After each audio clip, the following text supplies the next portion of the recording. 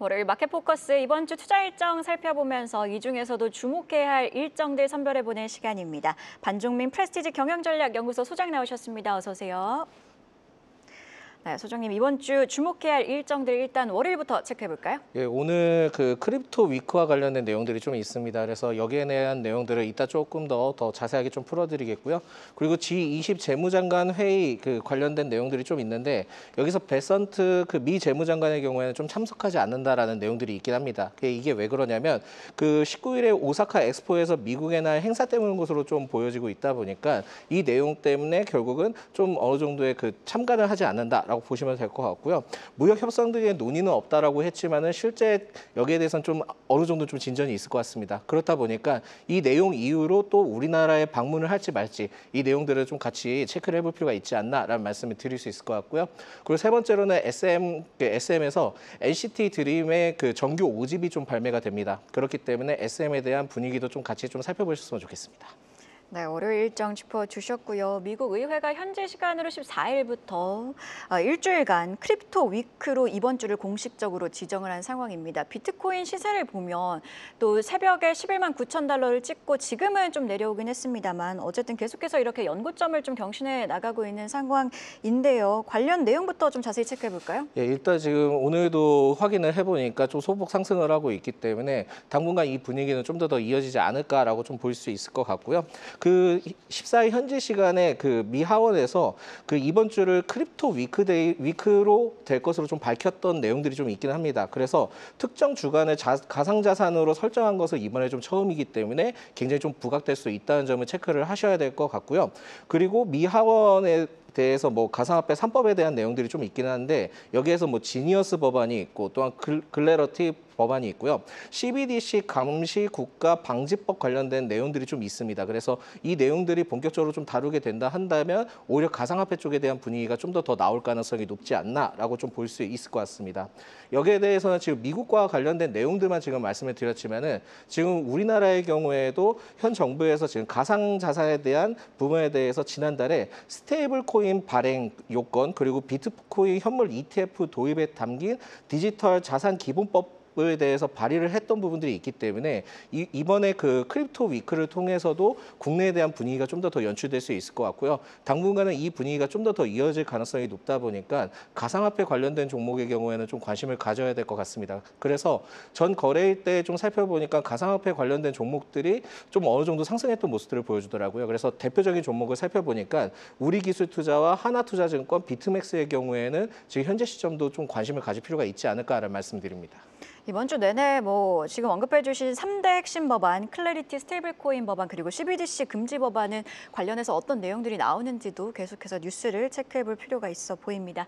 화요일 일정으로 좀 넘어가 보도록 하겠습니다. 화요일에는 어떤 일정들이 있나요? 예, 화요일에는 그 크립토라는 기업이 있습니다. 그 아우토 크립트입니다. 그래서 이 기업이 신규 상장을 하는데요. 특히 이 기업의 경우에는 자율주행 보안과 관련된 기업이다 보니까 아마 그 자율주행 관련된 이슈가 앞으로 나올 때는 굉장히 좀 주목받을 가능성이 높은데 이게 실적을 좀 살펴보니까는 작년 매출이 한 233억 원이고 영업 손실을 좀 기록을 했다 보니까 초반에 상승할 수 있다 하더라도 추후에는 좀 조정받을 수 있다는 점도 체크를 같이 하셔야 될 것 같습니다.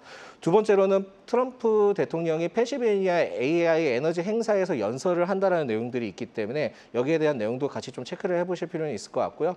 가장 좀 중요한 이슈가 앞으로 좀 될 수 있을 내용들이 뭐냐면은 미 6월에 그 CPI가 좀 발표가 됩니다. 근데 여기서 CPI를 본다 하면은 전년 대비 2.4에서 2.7% 정도 예측을 하는데 통상 한 2.6% 상승을 좀 예측을 하고 있고요. 그리고 그 전월보다는 소폭 상승할 것으로 전망이 되다 보니까 여기서 일부 좀 상승할 수 있다는 점을 체크를 하셔야 될 것 같고 근원 CPI는 전월 대비 0.3% 상승했을 가능성을 좀 놓고 있기 때문에 조금은 좋아질 수 있다 정도는 좀 체크를 하시면 좋을 것 같습니다. 그리고 네 번째로는 6G 위성통신 2025 컨퍼런스가 개최가 되기 때문에 추후에는 이게 6G에 대해서 정부 정책에서 발표를 했던 이슈가 프리 6G 시연과 관련된 내용들도 있고 내년에 아마 이게 본격적으로 부각될 가능성이 높다 보니까 6G에 대한 내용은 앞으로도 계속 좀 차근히 체크를 해보시면 좋지 않을까라는 말씀드립니다. 화요일에도 여러 일정들이 예정되어 있는데 트럼프 대통령이 현지 시간으로 15일 미국 펜실베니아에서 데이브 맥코닉 상원 의원이 주최하는 AI 및 에너지 행사에서 연설을 할 거란 보도가 나왔습니다. 어떤 내용이 담길까요? 아마 뭐 전력과 관련된 내용들도 할 것 같고요. 그 뭐 데이터 센터 부재와 관련된 내용들도 좀 일부 있을 것 같은데 통상 그런 내용들보다는 아마 그 AI 산업과 관련된 전반적인 내용을 풀 수는 있을 것 같습니다. 그렇지만은 어떤 내용들이 나올지는 좀 더 내용을 추가적으로 당겨봐야 되기 때문에 단순한 내용들은 아닐 것 같다라는 말씀을 드리겠고요. 그걸 통해서 앞으로 뭐가 나올지를 좀 체크를 해봐야 되지 않을까라고 볼 수 있을 것 같거든요. 그래서 지금은 이 내용들에 대해서는 명확하게 딱 하겠어라는 내용들이 나올 가능성이 높지만은 결국에 이제 법안과 관련된 내용들이 굉장히 좀 중요한 포인트가 되지 않을까라는 말씀 드립니다. 그래서 지금 현재 그 트럼프 행정부의 경우에는 AI 산업에 대해서 대규모 행정명령 패키지를 좀 준비를 하고 있는 것으로 알려져 있거든요. 근데 이 패키지에 대해서 내용을 좀 살펴본다 하면은 전력망을 쉽게 연결할 수 있도록 허가 절차를 좀 간소화하는 거, 그리고 두 번째로는 대규모 데이터 센터를 짓기 위한 부지를 제공하고, 세 번째로는 건설 허가 절차 계획을 굉장히 좀 간소를 한다라는 거는 결국은 데이터 센터에 대한 활성화가 굉장히 좀 될 가능성이 높다. 그리고 추가적으로는 데이터 센터를 짓기 위해서는 결국은 이제 전력이 굉장히 많이 필요한데 국내에 관련된 기업의 경우에는 전력과 관련된 내용들이 좀 상당히 나올 수 있다라고 보시면 좋을 것 같습니다.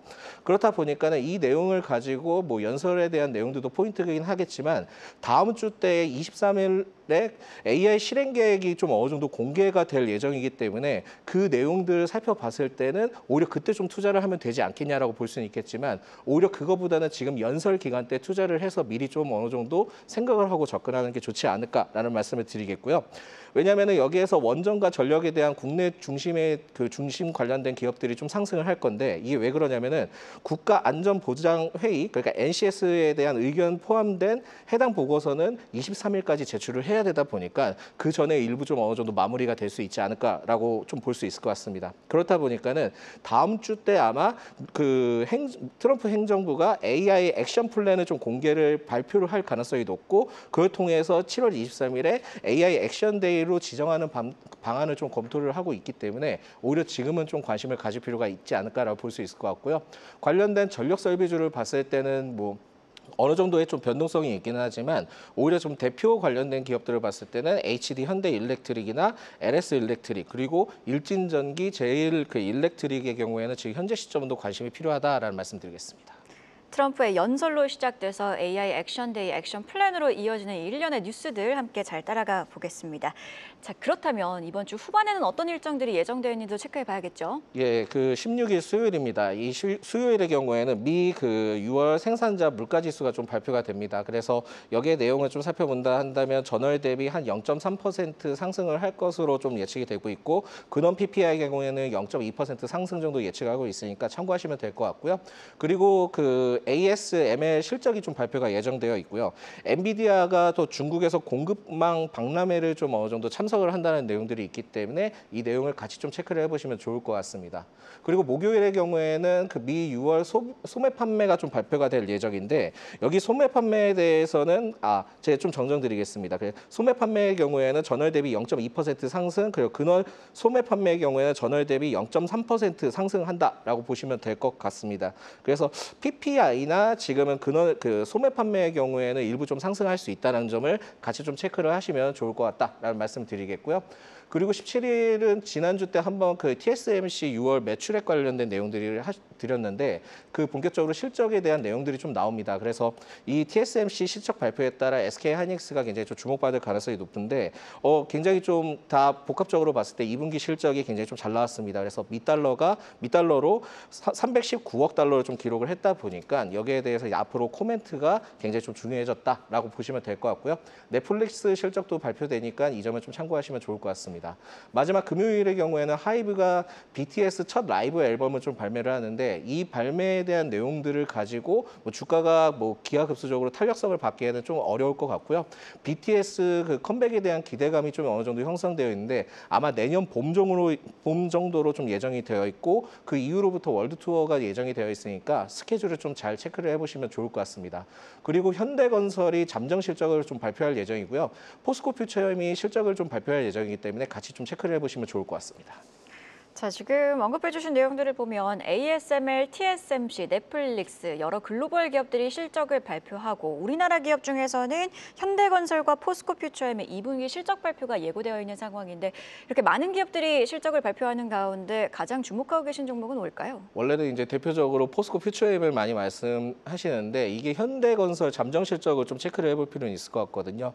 이 잠정 실적을 좀 살펴보니까는 지금은 뭐 2분기 실적에 대해서 매출을 한 7조 6천억 그리고 영업이익은 2,300억 정도 예상을 하는데 2,300억 원까지 나오기는 좀 쉽지는 않을 것 같고 통상 2천억 원 정도는 나올 가능성이 높다라고 보시면 좋을 것 같습니다. 그 뭐 지난달에 그 건설 경기 그 업황 회복 기대감이 계속 좀 어느 정도 반영이 됐었는데 이게 지금 좀 살펴보니까는 24일에 발표한 그 6월 소비자 동향 결과를 통해서 봤을 때 그 주택가격 CS 전망이라고 해서 CSI라고 있습니다. 그게 120포인트를 좀 기록을 했거든요. 그래서 3년 만에 굉장히 좀 높은 수치를 좀 기록을 했다라고 보시면 될 것 같고 그걸 통해서 앞으로 건설 가격이 그러니까 그 어느 정도 아파트 가격이나 이 부분들이 오를 수 있기 때문에 건설에 대한 기대감이 있지 않냐라고 좀 얘기해 볼 수 있겠는데요.